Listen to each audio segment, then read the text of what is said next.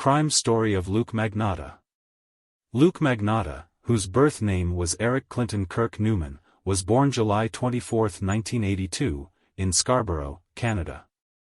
Newman's troubled past, including a track record of attention-seeking, would culminate in him becoming the subject of the largest manhunt in the history of Montreal, which would eventually extend internationally.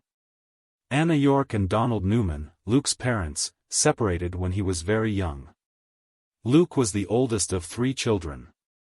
He and his 2 younger sisters were sent to live with their grandparents. Newman's high school teachers and classmates remembered him as self-obsessed about his looks.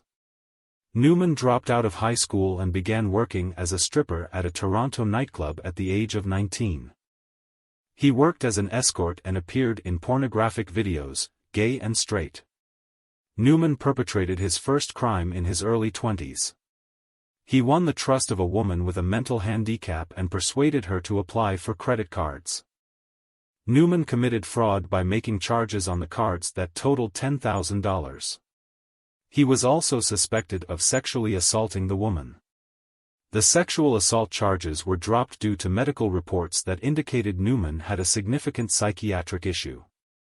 Instead, Newman was found guilty on 4 counts of fraud and received probation and community service. Looking back at the decision to drop the charges, Newman's defense attorney stated that this had changed the course of Newman's life and the impact was immeasurable, with huge ramifications for our society eventually. Newman then began dating a transgender woman, who would later tell investigators that Newman wanted to be famous and would beg her to take pictures of him.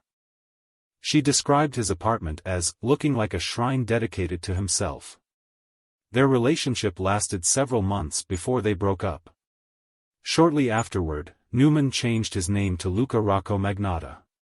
At the age of 25, Magnotta auditioned for reality television shows in his continued effort to become famous. During an audition for one of the shows, he told the judges, "Some people say I am devastatingly good-looking."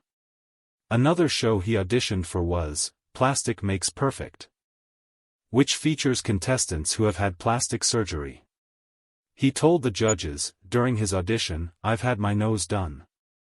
I've had 2 hair transplants, and I'm planning on having muscle implants in my pecs and my arms." Magnotta failed to make the cut for any of the shows.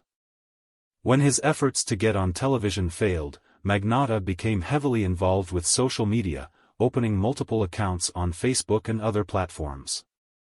He used accounts that were set up under aliases to spread rumors about himself and then used accounts that were established under his real name to defend himself.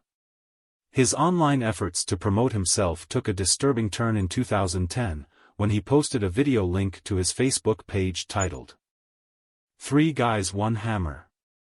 The video showed a man being brutally beaten and killed. Magnotta did not have any involvement in the murder, but personalized the posting with the tag, "Luca is unable to live unless there is chaos in his life, it makes him feel as though he matters." Just before Christmas that year, he posted a second video called, "1 Guy, 2 Kittens." The video showed an unidentified man, his face was not visible, using a vacuum cleaner to suck the air out of a plastic bag that contained 2 kittens. Outrage over the kitten video led to the formation of Facebook groups, whose mission was to locate Magnotta and bring him to justice. The groups collaborated with law enforcement, but their efforts yielded minimal results during their first year of investigation. Magnotta's online activity was rampant in early 2012, as he posted countless blogs about necrophilia and sedatives. Toward mid-year, an online promotion for a yet-to-be-released video titled, "1 Lunatic 1 Ice Pick," surfaced. The animal rights groups looking for Magnotta believed he was responsible for this video as well. On May 25, just a few days after the promotional video had been released, the full-length video of 1 Lunatic 1 Ice Pick appeared online. The 11-minute video opened with a shot of a naked male tied to a bed frame. The person operating the video camera, who is not visible to the viewer, violently attacks the restrained man by repeatedly stabbing him, first with an ice pick and then with a kitchen knife. Toward the end, The assailant removes a piece of flesh from his victim and feeds it to a dog. On May 29, the receptionist on the 12th floor of the Conservative Party's headquarters received a package. She started to open it but became suspicious when she noticed bloodstains and detected a putrid smell. Staffers called the Ottawa Police Department, who responded with a hazmat crew. When they opened the package, they found a human foot. 2 elementary schools, St. George School and False Creek Elementary School, both received similar packages on June 5. The St. George package contained a right foot, while the package sent to False Creek contained a right hand. The packages were sent from Montreal, where Magnotta was living. Around the same time, other packages showed up containing body parts. A package containing a left hand was located at the processing facility of the Canadian Post Office. The package was addressed to Canada's Liberal Party. On May 25, a janitor for an apartment building in Montreal noticed a suitcase in the building's alley. Inside it, he found a badly decomposed torso. The investigation. Police interviewed residents in the area where the torso was found, looking for possible clues. While conducting their interviews, they learned that Magnotta had an apartment nearby. Police went to his apartment. But the apartment manager informed them that Magnotta had recently moved. When the manager let the police into the now vacated apartment, they found bloodstains on a mattress and table that Magnotta had left behind. They also found bloodstains in the bathtub. Police discovered the following message written in red ink on the inside of a cupboard door: "If you don't like the reflection, don't look in the mirror. I don't care." They then viewed the video from the apartment's security camera. The video showed an individual resembling Magnotta carrying out a large number of garbage bags. On May 30, 2012, detectives got a hit on the identification of the body parts. They belonged to Lin Jun, a Chinese national, who was attending Concordia University in Montreal. On July 1, Jun's decapitated head was found by a visitor at the edge of a lake in Angrignum Park in Montreal. The Montreal police issued an arrest warrant for Magnotta, which was later upgraded to an arrest warrant applicable throughout Canada. Magnotta faced charges including first-degree murder, committing an indignity to a dead body, the publishing of obscene material, mailing obscene, indecent, immoral, or scurrilous material, and criminally harassing the Canadian Prime Minister and several members of Parliament.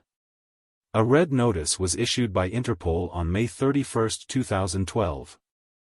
And Magnotta's photograph was posted on the Interpol website.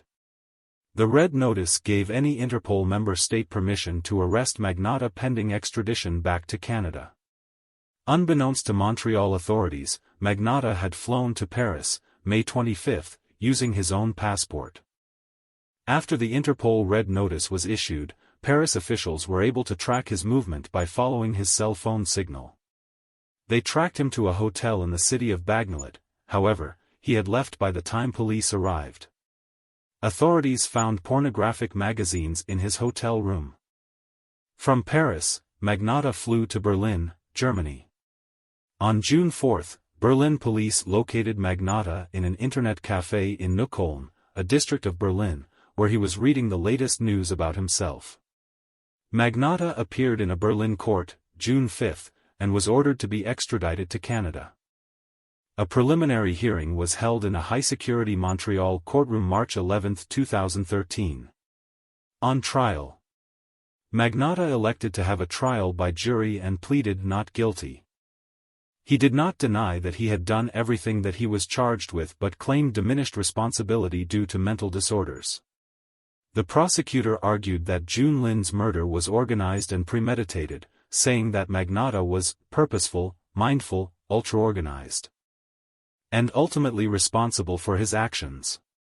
Magnotta's attorney offered evidence that his client had been diagnosed with paranoid schizophrenia when he was a teenager. A psychiatrist for the defense, Dr. Joel Watts, testified that Magnotta showed symptoms of borderline personality disorder, histrionic personality disorder, and episodic schizophrenia. The prosecutor argued the symptoms described by the defense expert were the result of Magnotta's drug use as a teenager. Magnotta did not testify during the 12-week trial. The jury began deliberations December 15, 2014, and by December 23, they found Magnotta guilty on all charges. He received a mandatory life sentence, plus an additional 19 years for related charges. Though Magnotta filed an appeal, claiming judicial error during jury instructions, he later withdrew it. There are many people in society who feel isolated from others and hungry for attention. When we act indifferently toward others, some of these people will raise the stakes until they get noticed. Magnotta was one such individual. Thanks for watching.